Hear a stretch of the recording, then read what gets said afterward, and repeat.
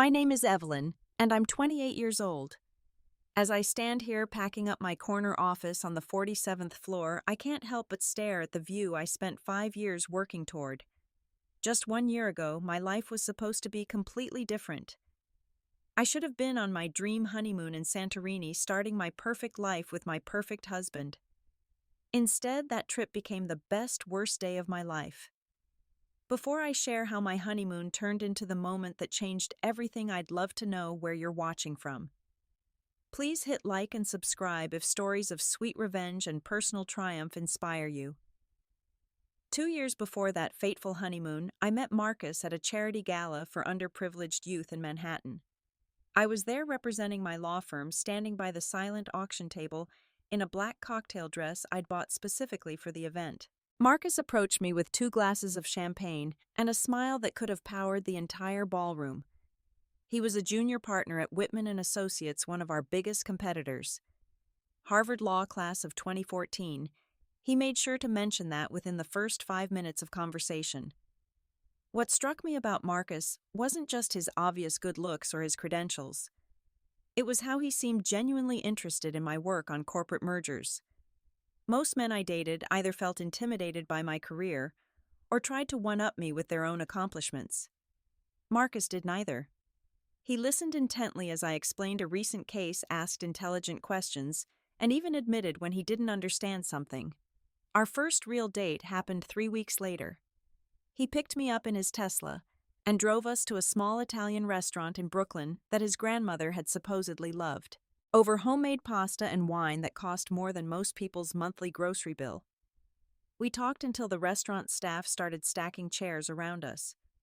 He told me about growing up in Connecticut, about his father who was also a lawyer, about his dreams of eventually starting his own firm. The romance moved quickly after that. Weekend trips to the Hamptons, where we'd walk along the beach discussing our 5-year plans. Dinners at 11 Madison Park, where he'd hold my hand across the table and tell me I was the most brilliant woman he'd ever met. He introduced me to his Yale fraternity brothers at their annual reunion, proudly calling me his girlfriend to anyone who would listen. 6 months in, he had a key to my apartment. 8 months in, we were looking at places together. My initial hesitation about dating someone in the same field slowly melted away. Marcus understood the late nights, the canceled plans due to emergency client calls, the stress of billable hours. When I made senior associate at my firm, he sent 36 roses to my office with a card that read, "To my future partner in all things." My secretary, Janet, actually teared up when she brought them in. The proposal came on our 18-month anniversary. He'd arranged for my entire family to be at Le Bernardin, my favorite restaurant. My parents flew in from Chicago. My sister drove down from Boston with her husband and kids. I thought we were just having a family dinner to celebrate my latest case win. Then Marcus got down on one knee right there between the main course and dessert, pulling out a 3-carat cushion-cut diamond that caught the light like captured starfire. His proposal speech was perfect. He talked about how I'd changed his life, how I'd shown him what true partnership meant, how he couldn't imagine building his empire without me by his side. My mother was crying. My father was trying not to cry. Even my teenage nephew put down his phone to watch. When I said yes, the entire restaurant erupted in applause. Wedding planning consumed the next 6 months of our lives. My mother threw herself into it with an enthusiasm I hadn't seen since my sister's wedding 10 years earlier. We flew to Kleinfeld's in New York, where I tried on 37 dresses before finding the one, a fitted lace creation with a cathedral train that made me feel like royalty. Marcus insisted on being involved in every decision, from the flowers to the font on the invitations. He wanted everything to be perfect, he said. I deserved perfect. The wedding took place at a vineyard in Napa Valley on a Saturday in early September. 200 guests gathered under a canopy of fairy lights and grapevines. My father walked me down an aisle scattered with white rose petals, his arms steady, even though I could feel him trembling. Marcus stood at the altar in a custom Tom Ford tuxedo, tears streaming down his face as I approached. His vows were poetry. He promised to support my dreams, to challenge me intellectually, to love me through every case won and lost, to build an empire with me that would last generations. My own vows were equally heartfelt. I talked about how he'd broken through the walls I'd built around my heart, how he'd shown me that love and ambition weren't mutually exclusive, how I looked forward to conquering the legal world together. Our friends from law school later said it was the most beautiful ceremony they'd ever attended. Someone called us the legal world's new power couple. The reception was everything we'd dreamed. Marcus's fraternity brothers gave hilarious speeches about his single days. My sister talked about how she'd never seen me so happy. We danced to Your Song by Elton John Marcus, whispering the lyrics in my ear as we swayed. The photo of him dipping me during our first dance would later haunt me, knowing what I know now about what was really going through his mind. As we boarded the plane to Greece the next morning, both hungover but giddy with newlywed excitement, I remember thinking that my life was finally complete. I had the career, the husband, the future all mapped out. The flight attendant congratulated us when she saw our matching Mr. and Mrs. passport covers that my sister had given us as a wedding gift. Marcus held my hand during takeoff, kissing my wedding ring, and promising that our honeymoon would be just the beginning of our adventures together. If only I had known that in less than 96 hours, those adventures would take a turn I never could have imagined. Our first 3 days in Santorini were everything a honeymoon should be. We stayed at a private villa in Oia with an infinity pool overlooking the caldera. Marcus had arranged for couples massages on our terrace private sunset dinners with a chef who prepared 7-course meals and a yacht trip to the volcanic islands where we swam in the hot springs. He took hundreds of photos of me against the whitewashed buildings and blue-domed churches, saying he wanted to remember every moment. But looking back, there were signs I should have noticed. Marcus was constantly on his phone claiming it was work emergencies that couldn't wait.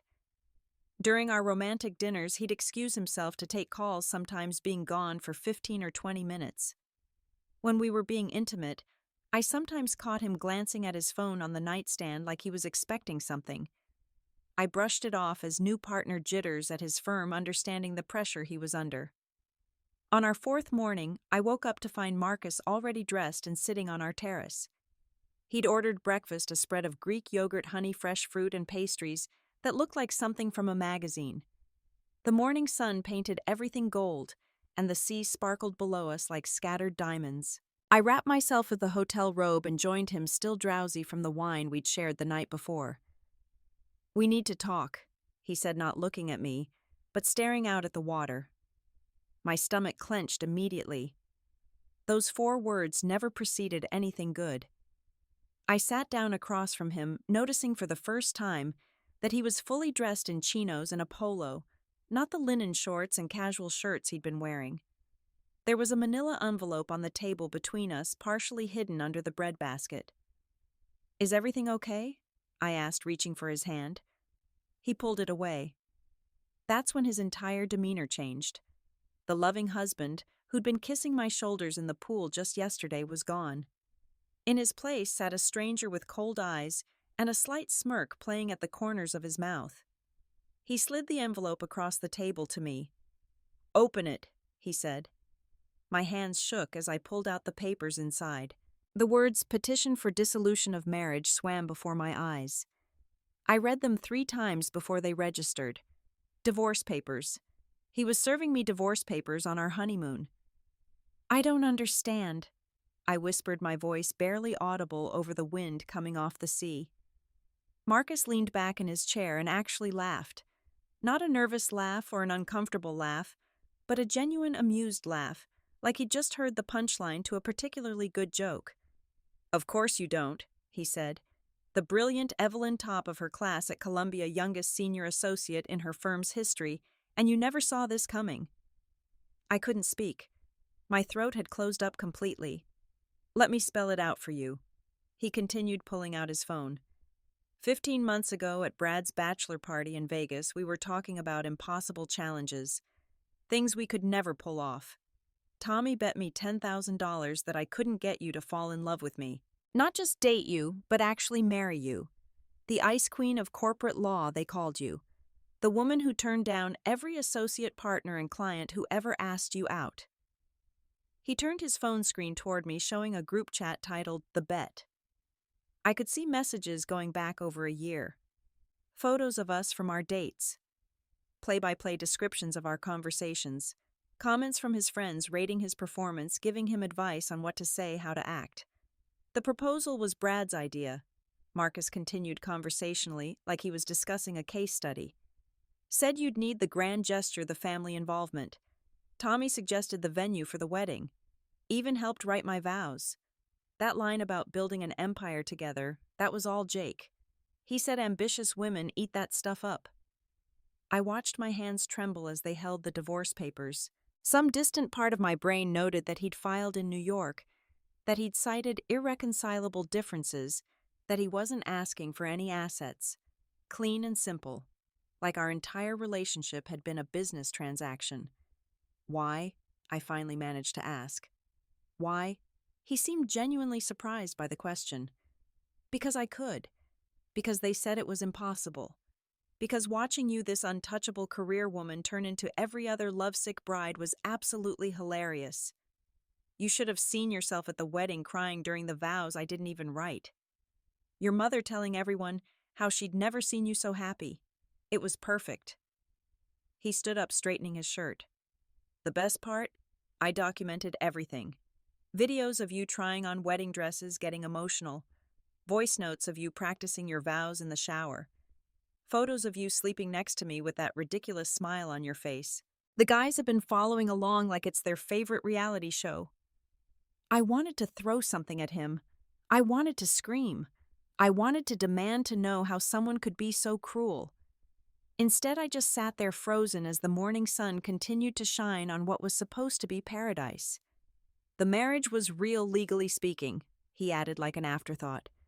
But don't worry, I'm not asking for anything in the divorce. Consider it a clean break. You can tell people whatever you want about why it ended. Say I had an affair, say we grew apart, I don't care. I already got what I wanted. He pulled out his wallet and tossed some bills on the table. That's for breakfast. The room's paid through the end of the week, so enjoy the rest of your stay. Your return ticket is in the safe with your passport. First class because I'm not a complete monster. He started to walk away, then turned back one more time. You know what the funniest part is? You actually thought someone like you could have it all. The career, the husband, the family. But here's the truth, Evelyn. You're so focused on winning in the courtroom that you never learned how to be a real person. You're not unlovable because you're ambitious. You're unlovable because you're a robot pretending to be human. With that, he walked back into the villa. I heard him gathering his things, zipping suitcases, moving around like this was just another morning. 20 minutes later, I heard the door close and the sound of a car driving away. I sat on that terrace for 3 hours watching the sun climb higher in the sky, unable to move, unable to cry, unable to process what had just happened. The breakfast grew cold. The wind knocked over the orange juice, and somewhere in New York, a group of fraternity brothers were probably toasting their friend's successful $10,000 victory. The hours after Marcus left blurred together like watercolors in rain. I sat on that terrace until the sun became unbearable, then moved inside to the bed we'd shared just hours before. The sheets still smelled like his cologne, that expensive Tom Ford scent I'd helped him pick out for the wedding. I wanted to tear them off, burn them, throw them into the sea. Instead, I just lay there staring at the ceiling fan making lazy circles above me. The practical part of my brain, the lawyer part that had gotten me through Columbia and countless brutal negotiations, kept trying to kick in. I needed to call my bank, check our joint accounts. I needed to contact my attorney, figure out the legal ramifications. I needed to tell someone, anyone, what had happened. But every time I reached for my phone, my hand would start shaking so violently, I couldn't even unlock the screen. Room service knocked twice that day. I didn't answer. The hotel manager called the room phone 3 times. I let it ring. The sun set in a blaze of orange and pink that would have been breathtaking if I could have felt anything at all. It was nearly 3 in the morning local time when I finally managed to call Sarah. My best friend since our first year of law school. The one person who'd seen me through every triumph and disaster of the last decade. She answered on the second ring despite it being 8 in the evening in New York. "How's paradise, Mrs. Whitman?" she said, and I could hear the smile in her voice. The sound of that name broke something in me. The tears I hadn't been able to cry suddenly came flooding out in great gasping sobs that probably terrified her. "Evelyn, what's wrong? Is Marcus okay? Are you hurt?" It took me 15 minutes to get the story out between sobs. I had to repeat parts because I was crying so hard she couldn't understand me. When I finally finished, the silence on the other end stretched so long I thought we'd been disconnected. Then Sarah exploded. The string of curses that came out of my very proper Connecticut-raised best friend's mouth would have made a sailor blush. She raged for 5 solid minutes about Marcus, his fraternity brothers, their collective mothers, and anatomically impossible things she wanted to do to all of them. Then she took a breath, and her voice became deadly calm, which was somehow scarier. "I'm getting on the next flight to Santorini," she said. "No, Sarah. You don't need to." "Shut up. Yes, I do. But first, I'm going to his apartment. I still have that spare key you gave me for emergencies. I'm getting your things. He might be there. I hope he is. I have some things I'd like to say to his face. Actually, I have some things I'd like to do to his face. But I suppose assault charges wouldn't help right now." Despite everything, I almost smiled. "Sarah, no arguments. I'll be there as soon as I can. In the meantime, I need you to promise me something." "What?" "Don't you dare let that bastard win. You're going to get up tomorrow morning. You're going to shower. You're going to eat something. You're going to walk out of that villa with your head high. Because you're Evelyn fucking Chen. Sorry, I know you hate when I use your maiden name as a middle name, but it sounds more badass, and you've never let anyone knock you down before." After she hung up, I discovered that Marcus had indeed already checked out. The concierge informed me apologetically that Mr. Whitman had departed for the airport that morning. He told the staff I was feeling unwell and needed rest. The perfect cover story for why his new bride was about to spend the rest of her honeymoon alone. I finally found the strength to check my phone properly. 17 missed calls from my mother, probably wondering why I hadn't sent any photos in the last day. Dozens of texts from friends wanting honeymoon updates. 3 emails from my firm about a case I was supposed to handle when I got back. And absolutely nothing from Marcus or any of his friends. I opened my laptop and logged into our joint bank account. He'd been surgical about it. Exactly half of our shared savings had been transferred out the day before the wedding. Not enough to raise immediate red flags, but enough to show he'd been planning this. Our shared credit cards had been canceled. The lease on the apartment we'd just signed was only in his name, I discovered. I'd been so trusting, so in love, that I'd signed whatever he put in front of me without really reading it. The humiliation was almost worse than the heartbreak. How had I, someone who read contracts for a living, been so blind? How had I missed every sign, every red flag? How had I let someone play me so completely? I opened the group chat screenshots I'd managed to take before Marcus put his phone away. Reading through them was torture, but I forced myself to do it. Every sweet moment we'd shared had been documented and mocked. The night I'd cried in his arms after losing a big case, he'd texted them, "The ice is cracking, boys." The first time I'd said "I love you," he'd sent them a victory emoji. The worst was a video from our rehearsal dinner. I was giving a speech about how Marcus had taught me that being strong didn't mean being alone. In the corner of the frame, you could see Marcus texting under the table. The timestamp on the message in the group chat matched "Oscar-worthy performance happening right now. You guys are going to die." I closed the laptop and made a decision. I wasn't going to run home immediately. I wasn't going to let him dictate how this ended. I had the villa for 3 more days, and I was going to use them. Not to wallow, not to feel sorry for myself, but to plan. I pulled out a legal pad from my bag, the same kind I used for case notes, and started writing. Asset division, legal strategy, professional implications, personal recovery plan. By sunrise, I had 20 pages of notes and something that looked almost like hope. The hotel manager, a kind woman named Sophia, knocked on my door that afternoon. She'd noticed Marcus had checked out early and wanted to make sure everything was all right. I told her there had been a family emergency he'd had to attend to. She didn't believe me, I could see it in her eyes, but she simply asked if there was anything she could do to make my stay more comfortable. Actually, I said, would it be possible to move to a different room, maybe something smaller? She nodded, understanding in her eyes. Of course, Ms. I corrected. Ms. Chen. She smiled gently. Ms. Chen, we have a beautiful junior suite available. Same view, more intimate. And please don't worry about any price difference. Consider it our gift. The kindness of strangers can break you in ways cruelty can't.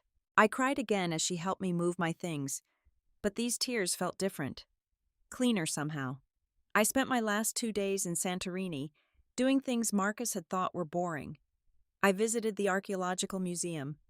I took a cooking class with a local grandmother who didn't speak English, but somehow understood exactly what I was going through. I walked the streets of Oya alone, taking photos of doors and windows and cats lounging in the sun. On my last night, I sat at a taverna by the water, eating fresh grilled fish and drinking local wine. The owner, who'd heard from Sophia about my situation through what must have been an impressive gossip network, wouldn't let me pay. Signomi, he said, which Sophia had taught me meant, I'm sorry. Then in broken English, you are strong. You will be okay.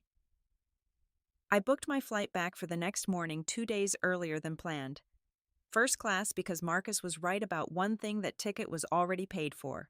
As the plane lifted off from Santorini, I looked down at the island that was supposed to represent the beginning of my perfect marriage and instead became the end of my delusion.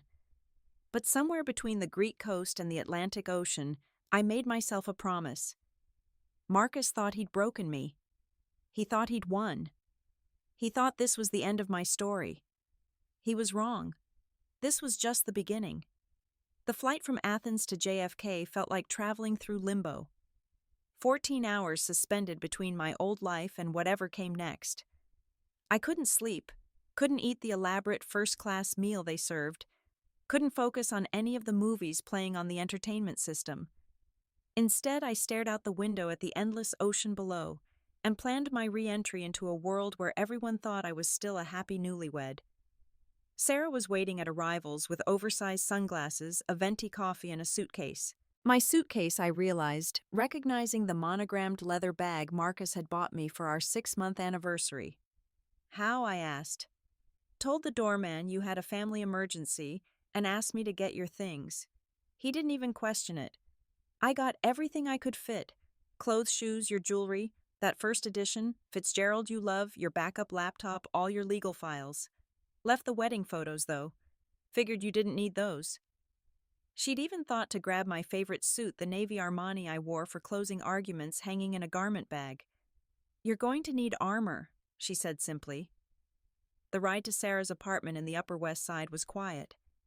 She'd switched her usual pop music playlist for classical, probably thinking lyrics about love and heartbreak were the last thing I needed. She was right. Her guest room had been transformed into what looked like a war room. She'd printed out New York divorce law statutes, had 3 legal pads full of notes, and had already reached out to the best family law attorney she knew. Margaret Thompson, she said, pointing to a business card on the desk. She handled that messy Stevenson divorce last year, remember? The one where the husband tried to hide assets in the Caymans. She'll eat Marcus alive. Sarah, I may have done something slightly illegal and hacked into Marcus's email. Before you lecture me about ethics, you need to know that the idiot used the same password for everything, including that fantasy football league he's so obsessed with. Anyway, turns out our boy has been busy. That $10,000 from the bet, he needed it to pay off some interesting debts to some very interesting people. She handed me printouts of emails. Marcus owed $47,000 in gambling debts. He'd been borrowing from increasingly sketchy sources, making promises he couldn't keep. The $10,000 from the bet was just a down payment on a much bigger problem. There's more, Sarah continued. His firm doesn't know about any of this. He's been hiding it for months. One word to the partners about his gambling problem and his undisclosed debts, and his career is over. The New York bar doesn't look kindly on attorneys with significant financial problems that could compromise their judgment. I stared at the evidence in my hands. This is leverage. This is justice, Sarah corrected. Monday morning came too fast. I stood outside my firm's building for 10 minutes trying to summon the courage to walk in. I'd texted my secretary that I was returning early due to a family emergency, keeping it vague. But I knew the moment I walked through those doors, the questions would start. The elevator ride to the 32nd floor felt endless. When the doors opened, Janet was waiting with a concerned look and a cup of coffee prepared exactly how I liked it. "Ms. Chen Cap," she said deliberately, using my maiden name. "Mr. Davidson would like to see you when you have a moment." David Davidson was the managing partner, a 70-year-old legal legend who'd built the firm from nothing into one of Manhattan's most prestigious. Being summoned to his office on my first day back couldn't be good. His corner office was intimidating by design. Floor-to-ceiling windows, original Rothko on the wall, a desk that probably cost more than most people's cars. David sat behind it like a king on his throne, his expression unreadable. "Sit," he said.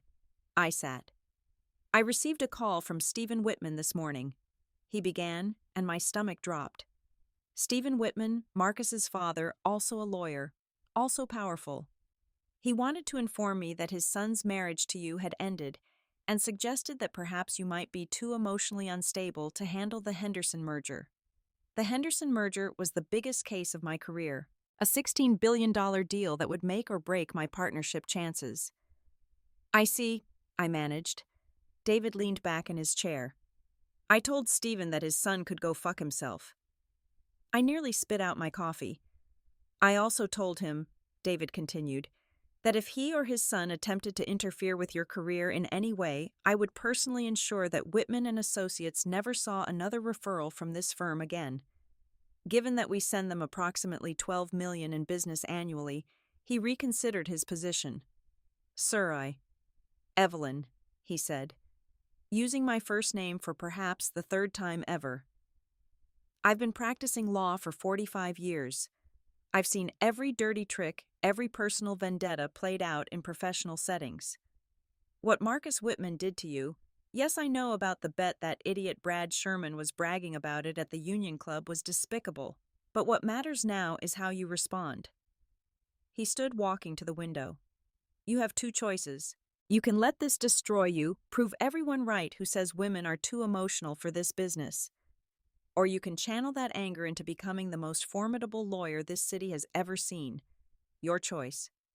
"The second one," I said without hesitation. "Good. The Henderson files are on your desk. The preliminary hearing is in 3 weeks. Don't disappoint me."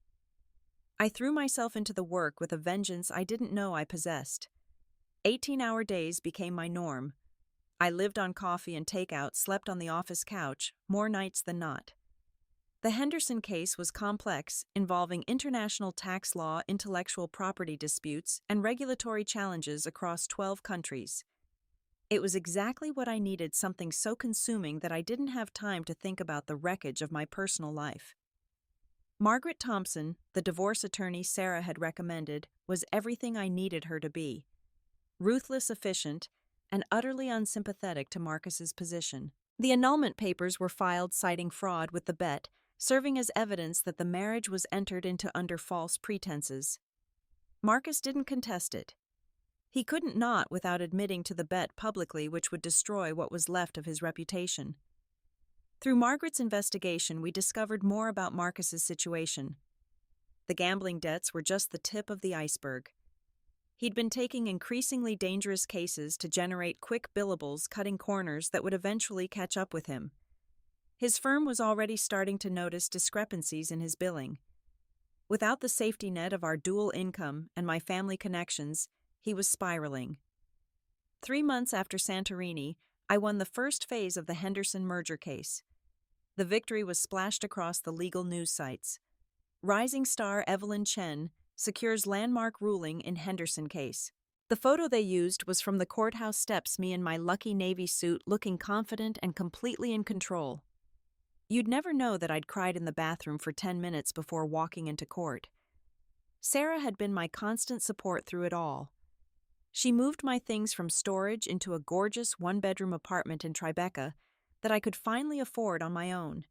She dragged me to yoga classes, insisting that I needed something beyond work. She held my hand through therapy sessions with Dr. Martinez, who specialized in betrayal trauma, and helped me understand that Marcus's cruelty said nothing about my worth and everything about his character. Slowly, I started rebuilding, not just my career, but myself. I joined a mentorship program for young female lawyers, remembering how isolated I'd felt as one of the few women in my law school class. I started cooking again, something I'd loved before Marcus convinced me it was a waste of time when we could just order in. I even adopted a cat, a grumpy Persian named Darcy, who seemed to hate everyone but me. 6 months after the honeymoon from hell, I was promoted to senior partner, the youngest in the firm's history at 31. David Davidson himself announced it at the company gala, calling me the future of this firm and an example of grace under pressure. The applause was thunderous. The champagne flowed freely. And for the first time since Santorini, I felt something like genuine happiness. But the universe wasn't done with its irony. As I stood on the terrace of the Rainbow Room, looking out over Manhattan in a stunning black Valentino gown that I'd bought myself as a celebration gift, I received a text from an unknown number. "Congratulations on the promotion. You deserve it. I'm sorry for everything. M." I deleted it without responding. Marcus Whitman didn't get to apologize his way back into my life, not even through text. He'd made his choice in Santorini. Now I was making mine. The legal community is smaller than people think. Word traveled about my promotion, about the Henderson victory, about the transformative work I was doing with young female attorneys. Speaking invitations started pouring in. Columbia Law School wanted me to guest lecture. The American Bar Association invited me to speak at their annual conference. Forbes wanted to do a profile on women breaking barriers in law. Through the gossip network that exists in every profession, I heard about Marcus too. His firm had discovered the gambling debts and billing discrepancies. He'd been put on probation, then demoted from junior partner back to senior associate. The fraternity brothers who'd been part of the bet had distanced themselves, not wanting to be associated with the scandal. Brad Sherman's wife had filed for divorce after learning about her husband's role in the bet. The dominoes were falling one by one. I wish I could say I felt satisfaction hearing about his downfall. But mostly I felt nothing. The opposite of love isn't hate, it's indifference. And I had become beautifully, peacefully indifferent to Marcus Whitman's fate. 10 months after Santorini, I got the call that would change everything. The Global Legal Excellence Awards wanted to honor me with their Young Lawyer of the Year award. It was the kind of recognition most attorneys work their entire careers to achieve. The ceremony would be held at the Waldorf Astoria with Supreme Court justices, Fortune 500 CEOs, and the who's who of the legal world in attendance. The date they gave me made me laugh out loud. It would be exactly 1 year to the day since Marcus had handed me those divorce papers on our honeymoon terrace. The universe, it seemed, had a sense of humor after all. The morning of the Global Legal Excellence Awards, exactly 365 days after the worst morning of my life, I woke up feeling something I hadn't experienced in a long time. Peace. Not happiness exactly, not excitement, but a deep settling peace that seemed to radiate from somewhere behind my ribs. Sarah arrived at my apartment at 2 p.m. with a makeup artist, a hairstylist, and enough nervous energy to power Manhattan. "This is your night," she kept saying, fluttering around my bedroom like an anxious butterfly. "Your comeback, your triumph, your—" "Sarah," I interrupted. "It's an award ceremony, not my coronation." But she was right in a way. This felt like more than just professional recognition. It felt like proof that I'd survived, that I'd taken the worst thing that ever happened to me and transformed it into something powerful. The dress I'd chosen was nothing like the safe conservative gowns I used to wear to legal events when I was with Marcus. He'd always wanted me to look professional, but not too attention-grabbing, successful, but not threatening. This dress was pure fire. Crimson red custom-fitted Versace with a deep V-neck and a slit that showed just enough leg to be daring. The kind of dress that said, I wasn't apologizing for anything anymore. Jesus, Evelyn, Sarah breathed when I stepped out of my bedroom. You look like a goddess of vengeance. Good, I said, applying the final coat of red lipstick that matched the dress perfectly. That's exactly what I was going for. The car service arrived at 6:30. As we drove through Manhattan toward the Waldorf, I thought about the last time I'd been to an event like this. It was 2 years ago with Marcus as my date. I'd worn a modest black dress he'd picked out, had let him do most of the talking, had smiled politely while he networked. I'd made myself smaller so he could feel bigger. Never again. The Waldorf Astoria ballroom was transformed into something out of a dream. Crystal chandeliers cast golden light over tables dressed in white linen and gold accents. Orchid centerpieces that probably cost more than my monthly rent perfumed the air. A string quartet played softly as New York's legal elite mingled with champagne flutes in hand. The moment I walked in, heads turned. Not the polite, brief glances of recognition I used to get, but full stops, double takes, whispers behind manicured hands. I'd become something of a legend in the past year, the woman who'd been publicly humiliated by her husband and responded by becoming unstoppable. Evelyn Chen. Justice Patricia Williams from the Second Circuit approached me immediately. I've been following your work on the Henderson case. Brilliant strategy on the international jurisdiction issue. Before I could respond, 3 more people had joined us, all wanting to congratulate me to discuss cases to suggest collaboration opportunities. This was what I'd worked for, what I'd dreamed about in law school, being recognized for my mind, my work, my contributions to the legal field. I was deep in conversation with the general counsel of Microsoft about a potential consulting opportunity when Sarah grabbed my elbow. Her face had gone pale and she was gripping her champagne flute so tightly I thought it might shatter. He's here, she whispered. I didn't have to ask who. My body knew before my brain processed it. That familiar cologne hit me first, the Tom Ford scent that still sometimes haunted me when I passed someone on the street. I turned slowly, my heart hammering, but my face carefully composed. Marcus stood 20 feet away near the bar. But this wasn't the Marcus who'd left me in Santorini.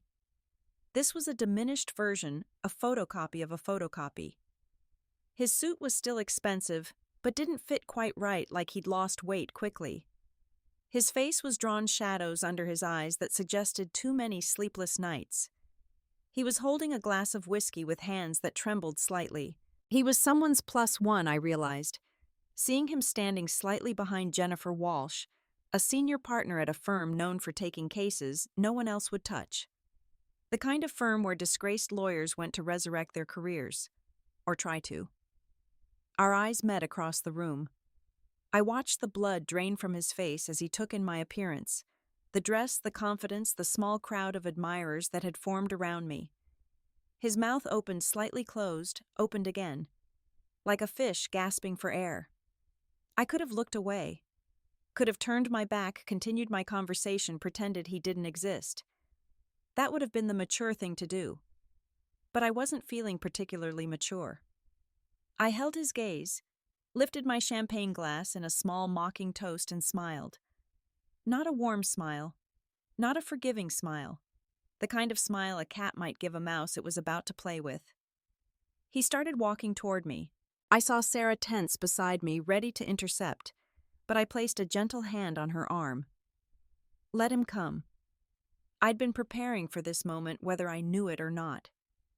Evelyn, he said when he reached us. His voice was rougher than I remembered, like he'd been drinking more than he should. You look incredible. I said nothing, just continued to look at him with that same predatory smile. Could we talk? He asked. Please, just for a minute.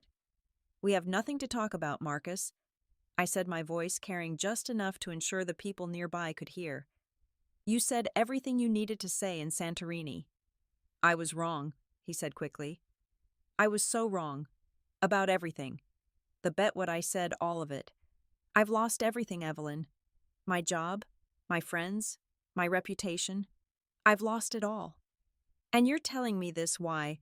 I asked, genuinely curious about his answer. Because I realize now what I threw away. You were the best thing that ever happened to me, and I destroyed it for $10,000 that didn't even cover a quarter of my debts. I was stupid and cruel and— You were yourself, I interrupted. You showed me exactly who you were, Marcus. And for that, I'm actually grateful. His face crumpled slightly. Is there any chance, any possibility that you could forgive me, that we could try again? I'm in therapy now. I'm dealing with my gambling problem. I'm trying to be better. I actually laughed. Not cruelly, but with genuine amusement. Marcus, you're not here for forgiveness. You're here because you've lost everything and you think I'm your ticket back to respectability. You see my success and want to attach yourself to it just like a parasite looking for a new host. The comparison stung. I could see it in the way he flinched. That's not— The dinner is starting, the event coordinator announced over the microphone. Please find your seats. I started to walk away, but Marcus grabbed my wrist. Not hard, but desperately. Please, Evelyn, I'm begging you. And that's when it happened. Right there in front of Justice Williams, the Microsoft General Counsel, and half of New York's legal elite, Marcus Whitman, fell to his knees. It wasn't graceful. He sort of crumpled like his legs had given out, still holding onto my wrist as he went down. His whiskey glass shattered on the floor, causing everyone nearby to jump back. The string quartet stopped playing. The entire ballroom seemed to hold its breath. Please, he said again, looking up at me from his knees. I'll do anything. I'll sign anything. I'll say anything. Just please give me another chance. I love you. I really love you. I know I didn't before, but I do now. Security was already moving toward us, uncertain whether this was a threat or just a very public breakdown. I gently extracted my wrist from his grip. You don't love me, Marcus, I said, my voice clear and carrying in the silent ballroom. You love the idea of what I could do for your reputation. You love that I survived what you did and thrived. You love that I'm standing here in a designer dress with a Young Lawyer of the Year award waiting for me while you're someone's +1 at an event you used to attend as an invited guest. I stepped back, smoothing my dress. The best thing you ever did for me was show me who you really were before I wasted any more of my life on you. So thank you for that gift. Now get up. You're embarrassing yourself. Security had reached us, looking to me for guidance. Is there a problem here, Ms. Chen? No problem, I said. Mr. Whitman was just leaving. They helped Marcus to his feet, Jennifer Walsh looking mortified as they escorted him out.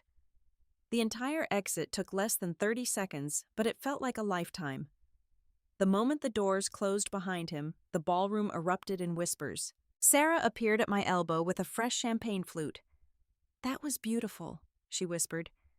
Better than anything I could have imagined. David Davidson approached, a slight smile playing at his lips.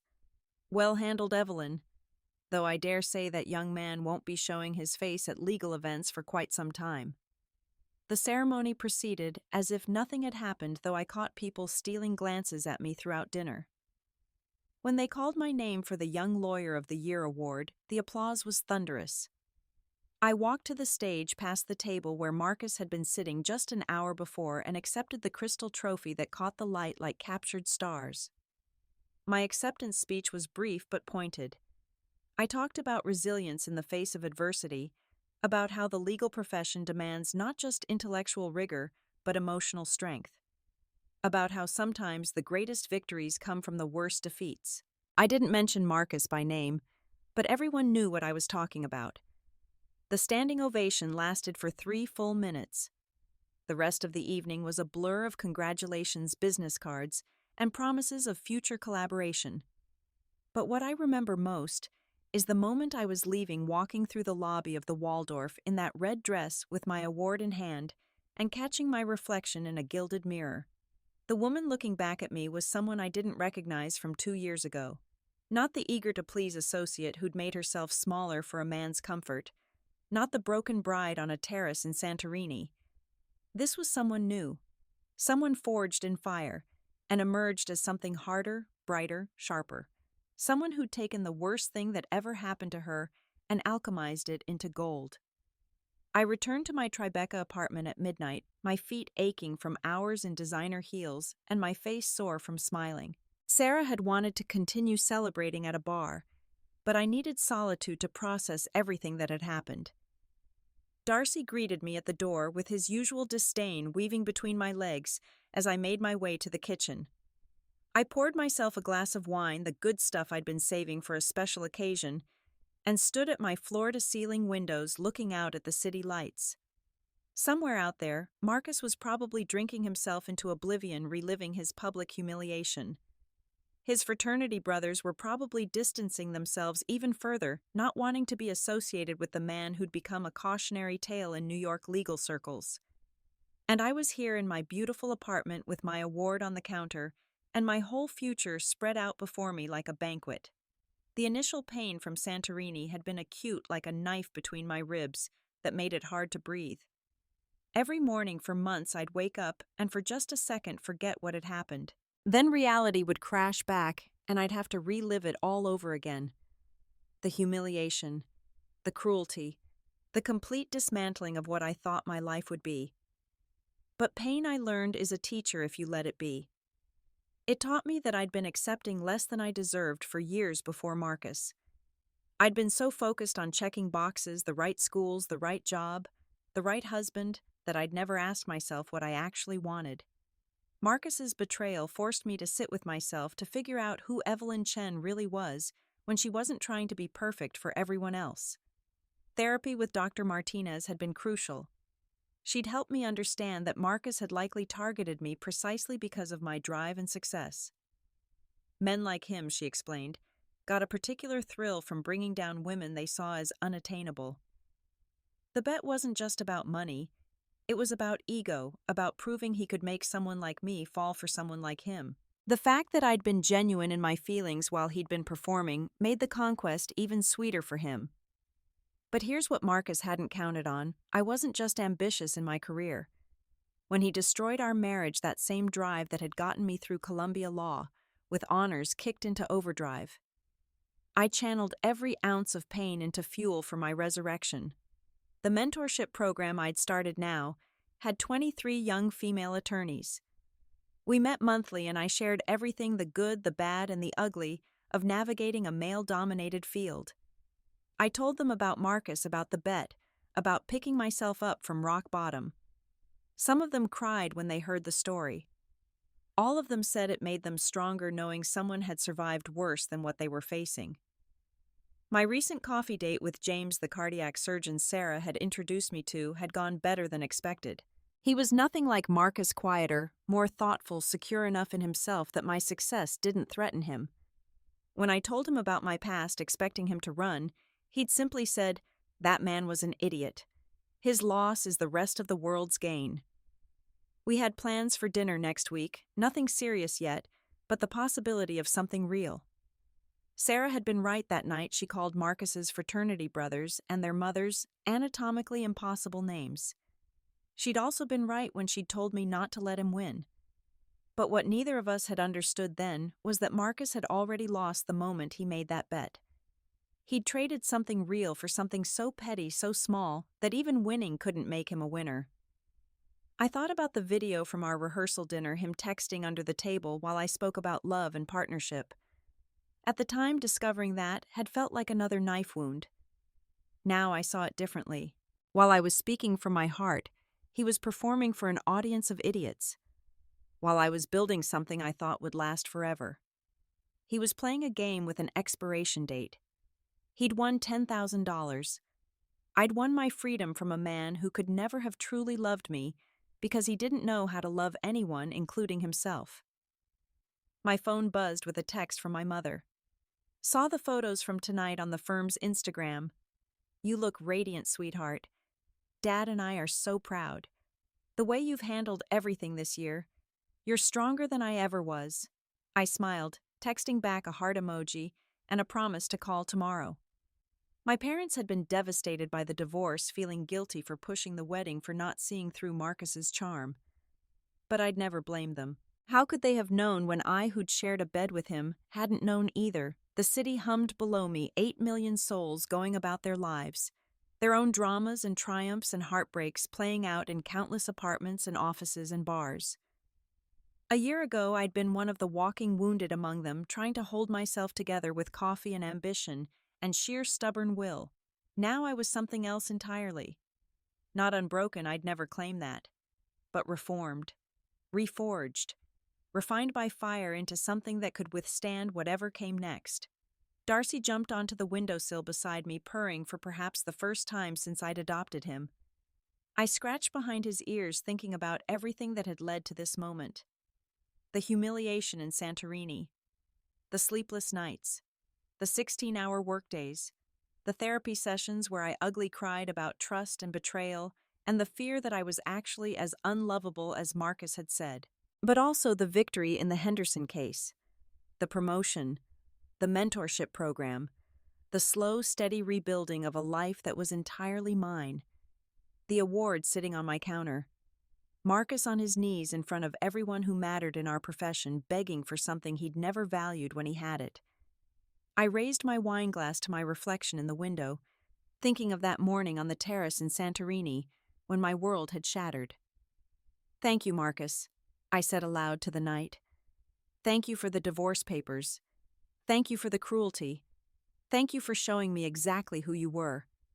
Because without that, I never would have become who I am." The city lights twinkled below like earthbound stars full of promise and possibility. Tomorrow I had a deposition at 9 lunch with a potential client at 12:30 and my monthly mentorship meeting at 6. Next week, dinner with James, and maybe the beginning of something built on truth instead of lies. Next month, arguments in the Henderson case that would likely secure my place in legal history. But tonight, I stood in my apartment with my cat and my wine and my award, a woman who'd been broken and rebuilt herself into something unbreakable. The divorce papers Marcus had handed me on our honeymoon weren't the ending he'd thought they were. They were my beginning. They were my freedom. They were the best gift anyone had ever given me, even if neither of us knew it at the time. The clock struck 1 in the morning, exactly 1 year and 1 hour since I'd sat on a terrace in Greece wondering how I'd survive.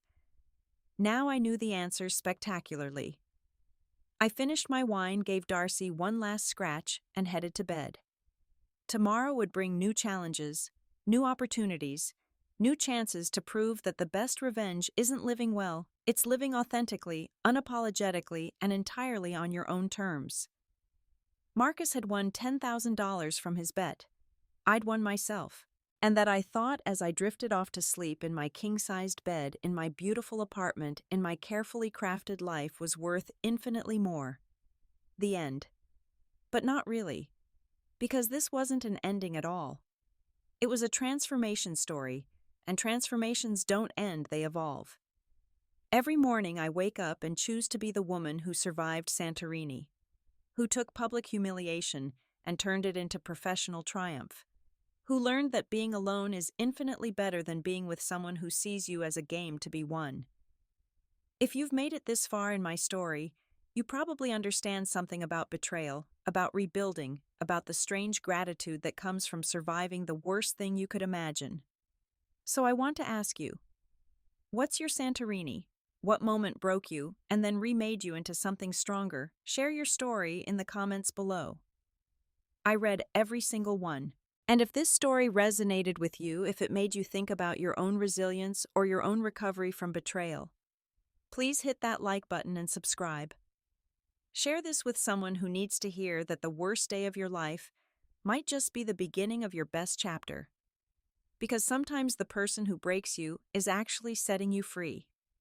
Thank you for listening to my story. Remember, you're stronger than you know, braver than you believe, and worthy of so much more than someone else's cruel game. Until next time, this is Evelyn reminding you that the best revenge is a life well lived, and the sweetest victory is the one where you refuse to let anyone else define your worth.